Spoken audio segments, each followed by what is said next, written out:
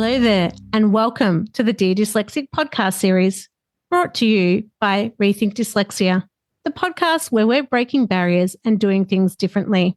I'm Shae, your host, and I'm so glad you can join us.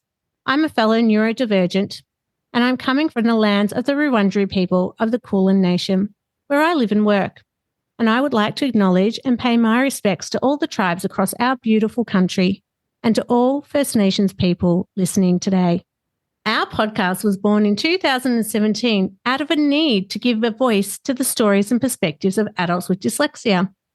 And our voice has grown stronger year after year. We're now a globally listened to podcast with guests from all around the world.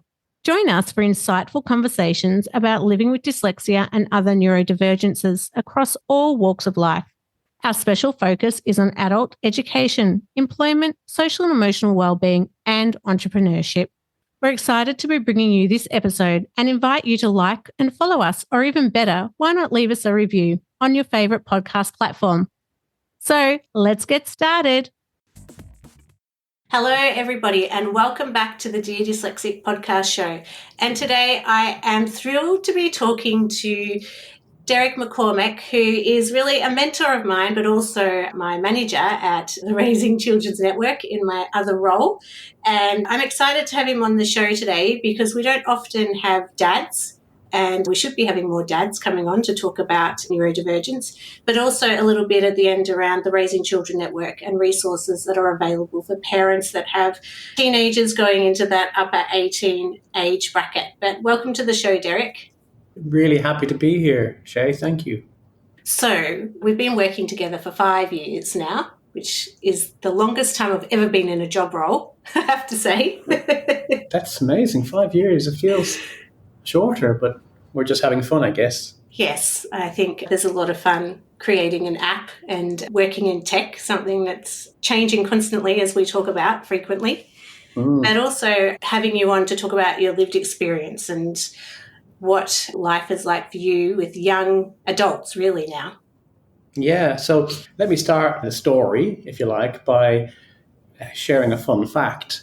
I haven't been 5 years in this role. I've actually, as of next month, I am 20 years working in this space of parenting and turning parenting information into Raising Children Network. 20 years. And the fun fact is, when my second daughter was born, on that same week, we launched this thing called Raising Children Network, which we'll chat about later. So I had a baby. I already had a daughter, and then I had a second daughter when this thing was born. And I've been working on this parenting advice kind of guidance website for all those years while my daughter was growing up. So it's a parallel, funny journey. Yeah. But I have two daughters. One is now 19 and the other is 20. So I think we could probably focus on my 20-year-old because she has neurodivergence. She has been diagnosed with ADHD just in the last couple of years. Let me think, about 2 years ago. And it's been quite a journey for her. Some quite difficult times in high school, socially, and not all of that was about neurodivergence. It was just socially a hard time. And there was some very difficult periods where she had school refusal or, being unable to face school, but she stuck with it as much as she could. Yeah, and then over the last couple of years, 3-4 years really, we've been getting her all the support we can to support her around her mental well-being and her ADHD. And it's still a journey that will be for another couple of years, I reckon, but she's doing all right. Yes, it does take time after diagnosis, I think, to process. And I was 27, so I was quite young but old in a lot of ways. Yeah. But what was that like for you and your family having that diagnosis a few years ago? Well, I'll start with the way it happened. She had some struggles, like I mentioned, and she was unable to finish year 12, and we just prioritized her health rather than achievements. So she had access to different forms of support, counseling, a few different, counselors, but it wasn't really helping too much. That particular kind of support wasn't the right match for her at that time. And then eventually she said, I think I would like to talk to somebody who could screen me for ADHD. She had a lot of friends who were receiving diagnosis. And we wanted to stay neutral, of course. You don't want to, wish for a diagnosis or prevent a diagnosis. There's something really complicated in that space these days. So we just wanted to stay neutral and get a objective assessment. And that's what we did, but it took a long time because of the way the health systems has been since COVID and before then even. It can take a long time. So it was more than a year before a proper assessment was done. And once she had that and then received a diagnosis, I suppose, to answer your question, how was it for us as a family? It was a kind of a relief on one way because we now had a name for not all of her challenges and different struggles, but for this part, we knew this was understood. We understood her a bit more just from having that professional objective assessment done. And besides that, I think, to be honest, Shae, it didn't change a lot. We had some relief, but then we also knew this is just another step in her journey and getting support for that, but also for other things. So that's where we still are, and she's doing well, but still needs support. Like all of us at some point or other, she needs support to keep going in the right direction into her adult life.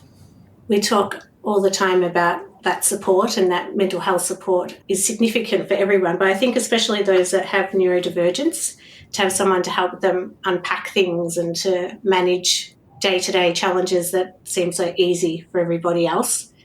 What was it like with the struggle with school refusal? Because we're seeing this happen a lot, particularly with neurodivergent young people who are finding it too hard to go to mainstream school in particular. Was there anything that you felt helped during that time, or any supports that you reached out to that was helpful? Yes. I think things that helped us around that were having a good communication with the school itself, the wellbeing officers in particular. There was more than one wellbeing officer in that school, and we had a number of conversations and emails with them about how things were going and what next. It didn't, completely resolve the problem, but it was there, and it was scaffolding that was helpful. Other than that, I suppose what helped me was the knowledge that all I could really do is keep an open line of communication with my daughter and listen. As much as she could communicate with me about it, I needed to be ready to listen and try and understand. The real definition of listening is trying to understand the person and what they're saying rather than waiting for your turn to talk. I knew that was important. I knew that was probably my only real role, so that I could help her after that point was just to be able to listen. So that helped. Knowing that helped me. And to be honest, I think what really helped is when we made a decision together as a family that this isn't working.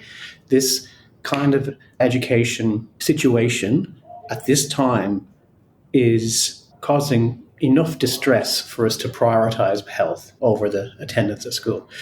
And that was a relief again. Now, what happens next around education and work is to be seen. But I think that's the other thing I would say helped is acceptance. Now, I'm not suggesting that, when it comes to school refusal or inability to attend school, this is the journey for everybody. I think it certainly is not. That's our journey. That's what happened to us. Well, I think there's so many other alternatives now, whether it's, going through TAFE or like my brother left school after the bushfires, my non-neurodivergent brother, but he was trapped during the bushfires and went through a lot of trauma. And so he left school, couldn't cope, but then ended up going back to TAFE, then got an engineering degree. And this was a long process, but there's lots of different pathways. And sometimes I feel like the social context or the social norms are so strong. I completely agree. There are social norms and unspoken expectations or assumptions about linear progress. You're on a ladder, when the truth, the actual reality is there are all these pathways. And I kind of knew that too. And I think that also helped, right? I knew that this wasn't the critical endpoint of that people might think of it. So I knew that maybe she will be in a TAFE course in a year or two or something else. And now at this point in time, she's applying for work, she's going to earn some money, and she's very serious about getting back into either a TAFE or she's actually interested in counseling or, psycho support kind of work in the future. But again, it's a process and it's taking the time that it needs to take, like a really good stew. Well, I didn't get into speech pathology until I was 21, and there's no way I would have got into it at 18 because my score was like 50 or something. And I was devastated at the time, but yeah, it was a longer road for me, but I didn't need those results at the end to get in as a mature age student. Well, there you go. One example of one of the many pathways. There are so many, we can't even count them in this country. And I have faith that there is a pathway for my daughter. It's just the sitting with uncertainty while you watch the thing happen for a while. And are there any suggestions or tools from a parent's perspective that could help? Because a lot of the research says that for some parents, when their child's diagnosed with a disability or a neurodivergence, the parent gets distressed because they feel like there's a sense of loss for their child. Yeah, that's right. And we, just jumping into work mode for a moment, we've done other work supporting parents of children with complex needs. And yeah, we took into that work. We set up peer support groups, basically, and they are still running under the name of My Time. But when we're setting it up, we listened to the research that said, unfortunately, there is grief, and the grief around a diagnosis and beginning that journey of support. And the grief isn't for just about losing something, because in a way you've gained something. But the grief often is described as grieving the life that you're now not going to have. So it's a kind of a grief that's very real, but with support, parents realize, no, I am going to have a rich and wonderful life for my child and with my child. It's just a different one. So the grief is, ameliorated, I think, by that knowledge and by the support. So to answer your question in a shorter way, I think there are good supports out there for parents around that and around all the fields, all the big and small fields. When a child goes down that, it has to begin that journey, like peer support groups, online information, and programs. The tricky part is knowing where to find them. So that's what we try to do with Raising Children Network, is give people a place to start. And if we do our job well, they will read some messages or watch some messages or listen to some messages, and then they will know what to do next if we've done our job. There's two things. One, we do see with adults that grief process for themselves. Did you see that with your daughter as a young adult, or did you feel that it was more of a revelation and a better understanding of herself? So from her perspective, I think it was quite a revelation for her to have this understanding of herself, which she got from being assessed, but also through her peers. I mean, I'm not saying that all young adults are experts in the traditional sense around mental well-being and neurodivergence, but there's a very high level of literacy, around mental health and around neurodivergence in this age group. And I think it's because they're hyper aware, thanks to internet and their relationships with others, they're hyper aware of various conditions and situations. So for my daughter, it was a revelation and kind of a relief. And yeah, there wasn't much grief for her around this. And from my perspective, it's a mind shift where I'm looking to the future and knowing that it's just going to be a different future than perhaps I thought. But you know what? I don't even know what I thought. You know, when you're raising a child into tweens and then into adulthood, you're kind of mostly focusing on, are they okay? Are they content? Are they happy? Are they functioning? I have to say, over the years, I haven't spent much time picturing my child's future, which maybe it's a personal trait, but I didn't. I think there's too much going on in the now. Yeah, like there's so much now. I know. My whole brain was nowified. My sister-in-law and brother keep talking about one of my nephews who's dyslexic and, you know, what's life going to be like for all of them, and AI is going to take over, and in 5 or 10 years they won't even have jobs. I said, I'm just trying to get through the day, let alone what's happening in 5 or 10 years' time. And my husband's like, you're being an ostrich. I said, no. I said, there's just some things we can't control yet, so I'd just rather focus on the near future. And that's a really good point, because I talk to a lot of people about parenting support and how parents engage with it. And one of the things we often hear is it's great to have resources available. It's great to have supports there for when you need it. But when parents are navigating the trickier times or the choppy waters, when they're navigating those times, often what they'll be doing is kind of what you said. They'll be dealing with what's right in front of them. right? Because that's the thing that's most pressing. So what we have to try and figure out in our work is, how do you acknowledge that? Parents, if they're going through navigating a tricky time, they will be dealing with one or two things that are right in front of them. How do you show up for them when what you mainly offer is preventative help? Primary prevention, they call it. And that's what we do. We offer help for early concerns or even before there's a concern. And so we get in there and say, here are your options. Here's what we can say based on evidence. Now you can figure out what you want to do next. It's a bit of a disconnect, showing up for those who are navigating hard times and knowing that we're actually here to prevent hard times if we can. Well, I think it's great that there's two options, because people are becoming more and more digitally literate, and having a website that has evidence-based information is so important because of so much fake news that's happening in our TikTok influencers and Instagram and all of that overwhelming social media.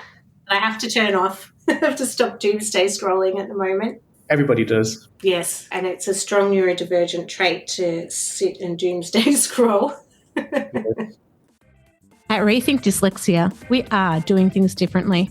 As a global leader in creating inclusive environments for adults with dyslexia, our commitment is to provide individuals with opportunities to live healthier, happier, and more connected lives. Through our range of tailored services, including coaching, learning and development programs, consultancy, and training, we are helping dyslexic individuals, businesses, and organisations to better understand and support their dyslexic employees. So if you're looking for insights, inspiration, and expert advice on dyslexia and how you can provide inclusive practices and environments, then head to rethinkdyslexia.com to find out more, or book your free consultation today. And I think it's a strong trait just generally. And it's not because of who we are as people, although some, as you say, might do it more than others. I think it's more to do with the nature of the product that's been developed. It's been developed specifically to take your time. They're coming for your every moment. Somebody once said, I can't remember who it was, but they're coming for your every moment, these algorithms and these products. So be aware of that. The end game for the developers is to have your every moment. And we could have a whole other podcast on socials and tech, couldn't we? Another big topic that we talk about a lot. But going back to young people and being really in tuned now, I feel that also sometimes we accidentally find our tribe, and so we might end up with a cohort of neurodivergent friends without even realising it. But as I've gotten older, we've noticed a lot of my friends from school were all neurodivergent, or they're recently diagnosed in adulthood. Interesting. Yeah, I think that's true. And certainly for my daughter, she gravitated towards and became friends with, 4 or 5 people who had then later diagnosis. So our tribe, I like what you're saying, because it's not a conscious thing all the time. You end up where you end up.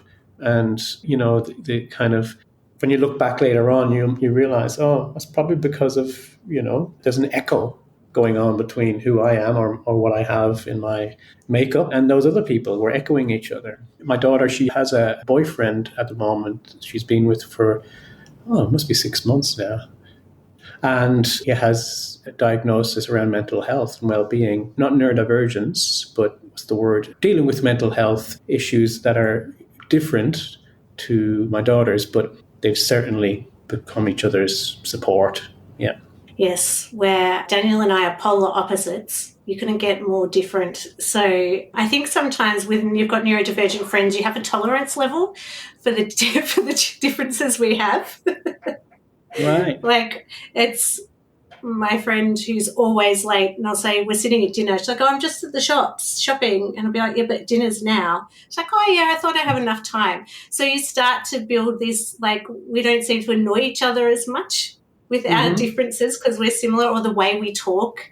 It's okay, the way that we talk, because it's not going to be offensive because we all talk in a similar way. We're outside of that cohort. Like with my husband, he gets really frustrated because I forget things all the time. With my friends, they don't care because they do the same thing. So it's I get it. Yeah. different tolerances for different relationships. I get that, yeah. So it does make life easier in some ways, having your own tribe, whether you know you're all neurodivergent or not. Oh, definitely. In fact, I'll go further. I've said this to my daughter as well, my two daughters as well. At this point in time, I mean, we know from evidence that young adults' peer relationships are hugely important, right? So there's one reason why finding a tribe is important, because those relationships become more important than the other relationships, or as important as the other relationships in your family. So that's one thing. Secondly, and I've said to my daughters, for your well-being, what I hope for you, probably more than anything at the moment, is that you find your tribe.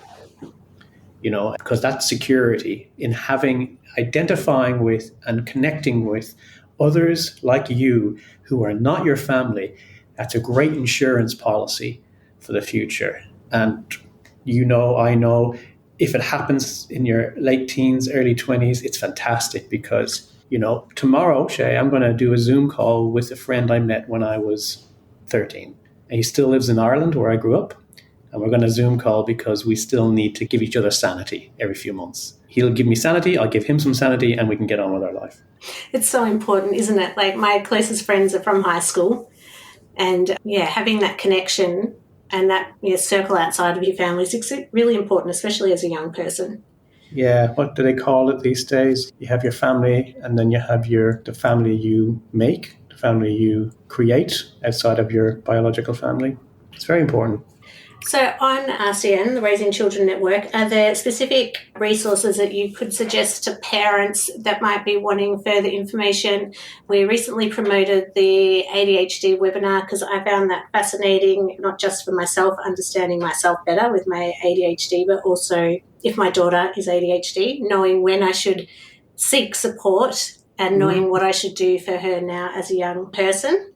And one day she might listen back to these and say, why are you talking about me so much? Just have your answer ready. I will have to. Sometimes I have to reflect and go, maybe I don't know if I should be talking about her so much. I think what I'd suggest to people, if they're interested in this kind of support, and by that I mean if they're interested in information, videos, written short or long messages about children's development or raising children. And then I would suggest, jumping into Raising Children Network, either by, searching it, Googling it, or going straight to the website itself. And I would recommend going in there, finding the part of the website that's about the age group. So we have teens, we have lots of age groups, but jumping into that later teens area and going straight to the development content. And then from there, you'll read about, what's happening at that stage of life in the brain and in the body. And then from there, you'll be able to find your way to information that's specifically about ADHD, disabilities, autism, a range of things. But I think a great way to start is to explore, when you're not stressed or dealing with a problem, explore development itself. What's happening in young people? It's fascinating when you go that way because you realize, okay, this all makes sense. Yes, the brain is developing slower than the body. And then when it comes to neurodivergence, that makes sense. Now that I understand what it is and what these conditions look like, I can seek support for my child if I need it. So that's what I'd say. But there is a lot of stuff there. So parents could also use the search tool, which is inside the site, to find exactly what they're after. I'd also recommend that people, look through the videos because there's a lot of parent stories in there that are quite relatable. Earlier on, you asked me, what helps people when they're beginning the journey, and peer support is huge. So being able to relate to other parents, either that you've met or you just see, helps a lot. And I'm sidetracking a little bit, but it is still around support and resources. We've just seen the autism strategy come out and the Senate inquiry into ADHD. Do you have any reflections on that, as young people start to transition out of school, or what we could be doing around those strategies at the moment, or what you think the next steps might be for the work that we do in supporting children and families? That might be a big question for a Friday afternoon. It's important, though. It's important. I think in terms of what we will be doing, again, we do primary prevention and early help, right? So I think what we could be doing is sort of helping a bit more with navigation. I'm in a lot of conversations these days about I mean, a lot. I was at an early years policy summit this week, and for 2 days, 500 people from all around the country who do support for the early years talked about a range of things. But one thing keeps coming up over and over and over again, and that is, how do parents find out or know about and then navigate their way to supports? If you have a child and you're either seeking a diagnosis or you're getting screened or whatever, in that early part of your journey, if you feel like you need a bit more support, but you're not sure if you need like clinical help, how do you figure out what to do next? How do you navigate your way to a parenting program if you think you need a parenting program? By the way, what's a parenting program? What happens in a parenting program? How do you know what's a good one? How do you know where to start with that whole thing about programs? How do you know what level of help you need now versus what level of help you needed 6 months ago? That's all navigation questions. That's about, if you like, like an orienteer with a compass and a map. You kind of know where you are in the map, but you do not know where you should go next on the map. So my big ambition for our work is that we do better for navigation. So someone could come to our resources and we would be able to give them a personalized, quite tailored navigation. And that might say, looks like you need some information, but there's programs you could look at. Here's what a program is, and here's a good one. Here's one that might suit you or might not. And by the way, there's also this other option around local support, peer worker, coach, whatever it is. And if you like, we would offer them a personalized menu or map that says, here are your options right now. And here's what you could do while you're waiting for more support.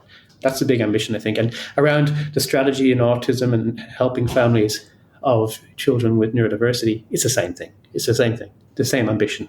Well, we have a lot of people come to us and parents asking, like, where do we even start with getting an assessment? Or I see my child's signs of dyslexia, but I don't even know where to start. Like, who do I go to? And it's a complex pathway. And I mean, you had to wait a year. And I had some inside knowledge and I still have to wait. So that's why I kind of mentioned that thing. Here's some ideas and strategies while you wait, if you do have to wait. And if, like I said earlier, if we do our job well, we give people something to work with while they wait. And if we do our job well, they know where they're going next, even if it's going to take some time. And that was me. I knew kind of what we had to do around my daughter, and I knew it was going to take some time. So I was able to think about, okay, well, what are we going to do in the interim? What kind of support can we offer her while we're waiting for that other support? Sometimes it is just... Are there any key supports that you found helpful while you were waiting? Was it just trialling, testing the counselling and other things while you waited? We're trialling and testing, some psychological support, and that was useful. But if I'm being truly honest, and I am, I'll say that the thing I found most helpful in the period was speaking to other parents who understood my experience. And it's still the most effective thing for me with where we are. And we've heard this from our parents as well, who come to our resources, knowing that I'm not alone at all in this. It's funny how much it means, because it doesn't really help you practically, but the knowledge that you're not alone has a huge effect on your confidence. Even though it doesn't practically help you, it has a huge effect on your resilience, because I guess it reminds you, if you are navigating a tricky time, it just reminds you right there, right in front of your face, it reminds you that this is not about you or what you're doing. If it's difficult for a range of reasons, and you're not one of the reasons, or at least you're not the main reason. So you feel, I guess that's why it helps, because you then feel, all right, so if it's not all about me, then I can just play my role. I can just do my best, and I know what to do there, and I feel stronger. So I can do it because I'm not alone. It's a fantastic dynamic. Even yesterday, I was at a gathering, and I spoke to other parents who I hadn't seen for a long time. And we all just shared what was going well and what was difficult. And my God, it was great. I guess that's why they start us off in mother's group or parent group at the very beginning, and you hope you connect with at least one parent. And we see how big the parent group, like the dyslexic support group in Victoria, has about like tens of thousands of parents in there, all seeking help. Yeah, and speaking as a dad, I definitely could have used more of that when I was raising my children. It's getting better now, but there's still a long way to go in terms of offering fathers supports that resonate with them and that are accessible to them. And a great expert called Richard Fletcher, who researches fathers and how to support fathers, he once told me and the whole team, when you're trying to engage fathers, that the key thing to do is engage them specifically. You don't offer parenting groups. You don't offer things that sound general. You say, this is for fathers. You invite fathers specifically, even if it's for fathers and mothers and grandparents. You have to invite them so they know it's for them. And then you have to listen to them when they tell you what's working or what they want. It was a fantastic story where they were supporting men in a men's parenting group situation. But then the workers found out more in the car park afterwards than they did in the room. And the reason was the fathers felt different when they were out there and shared much more about what would help them more. So the evaluation, the real learning was on the way to the car. So that's just a story that reminds us people like support in different ways. So anyway, I went on a tangent there about dads, but I think peer support is really important, and what I think we need to do better for dads being invited into that kind of stuff. Yeah, so if you don't have a seat at the table and you're not directly invited, then how can you give your opinion? Yeah, and even if you're told that you're invited, does it feel like, is this how you want to get support? Does it match what works for you? Which might be a parenting group or might not. Well, I'm starting to see a lot more dads walking groups popping up more and more, which is interesting and good to see. Yeah, that's a nice. And we have Dads Group, which is a national program people should hear about. And there's the Fathering Project, Fathering Project. That's very good, offering specific supports. Stuff is out there, and Raising Children Network can point fathers to that stuff. But there's a long way to go, I think, in terms of men, especially early, just after, in the early years, knowing exactly where they can get support. Which is why it was so important to have you on the show. One, because there's a big gap in having dads on our show, but also your lived experience and all the work that we do at Raising Children Network.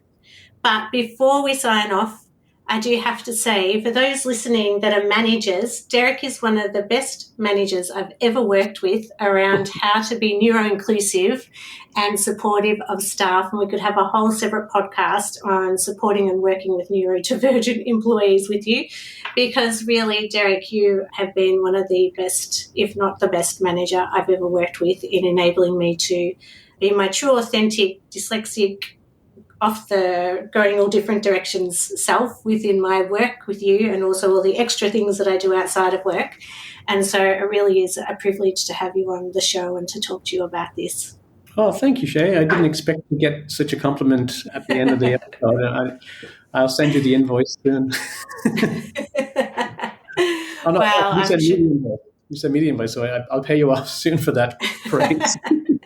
Well, I think I owe a couple of invoices to some of our leading paediatricians that we work with. But no, it's true. And you really have set up a working environment that's extremely inclusive and enables everyone to work to their strengths regardless of the differences. And to have a manager just say, what do you need? Or come to me if there's something you need, is really quite unique. And so I think that the way that you lead is really different, but a really important style that people should see more of. I appreciate that. Thank you. And I guess it has been a conscious thing for me, but it's really more about, knowing that the best way to succeed with a team is to understand their strengths and work to them. So to me, it seems like a no-brainer, but I guess I can't see the wood for the trees or whatever the phrase is. Thank you. And yeah, you don't know what's happening or what's happening in other organisations, and we get a lot of exposure to other organisations. And yes, we're very lucky in our team. I think we are as a team. Thank you. And this has been great. I really enjoyed this chat. Thank you. Thank you, everyone, for joining us. And we'll put all the resources around the Raising Children Network and that webinar I was talking about as well. And we look forward to talking to you next time. Thanks, everybody. Bye for now. If you haven't done so already, make sure you sign up to our mailing list so you can keep up to date with everything we are doing at Rethink Dyslexia. So head to rethinkdyslexia.com.au. And don't forget, if there's anything you heard today that was distressing, you can contact Lifeline on 13 11 14 or Beyond Blue on 1300 22 46 36. Thanks for listening, and bye for now. Oh, yeah.